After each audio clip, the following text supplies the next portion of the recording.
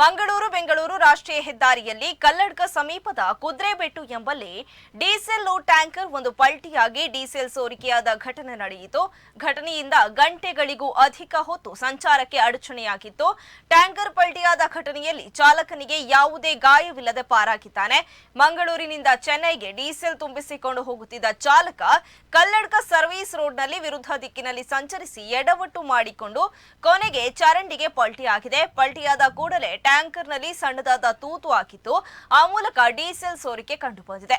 ಹಾಗಾಗಿ ಕೆಲ ಹೊತ್ತು ಕಲ್ಲಡ್ಕ ಪರಿಸರದಲ್ಲಿ ಆತಂಕದ ವಾತಾವರಣ ನಿರ್ಮಾಣವಾಗಿತ್ತು. ಜೊತೆಗೆ ಕಾಮಗಾರಿ ನಡೆಯುತ್ತಿದ್ದ ಕಾರಣಕ್ಕೆ ಇಲ್ಲಿ ಮೊದಲೇ ವಾಹನಗಳು ಸಂಚಾರ ಮಾಡುವುದು ಸಂಕಷ್ಟದ ಸ್ಥಿತಿಯಲ್ಲಿ ಇದೀಗ ಲಾರಿ ಪಲ್ಟಿಯಾದ ಕಾರಣ ಸುಮಾರು 1 ಗಂಟೆಗಳ ಕಾಲ ವಾಹನಗಳು ಅಲ್ಲೇ ಬಾಕಿಯಾಗಿದ್ದವು. ಬಳಿಕ ಸ್ಥಳದಲ್ಲಿದ್ದ ಟ್ರಾಫಿಕ್ ಎಸ್ಐ ಸುತೇಶ್ ಅವರು ಕ್ರೇನ್ ತರಿಸಿ ಲಾರಿಯನ್ನ ಬದಿಗೆ ಸರಿಸಿದ ನಂತರ ಟ್ರಾಫಿಕ್ ಕ್ಲಿಯರ್ ಆಗಿದೆ. ಸುಮಾರು 12 ಗಂಟೆ ವೇಳೆ ಘಟನೆ ನಡೆದಿದ್ದು ಮಧ್ಯಾಹ್ನ 1:30 ವರೆಗೆ ಟ್ರಾಫಿಕ್ ವ್ಯತ್ಯಾಸ ಕಂಡುಬಂದಿತ್ತು.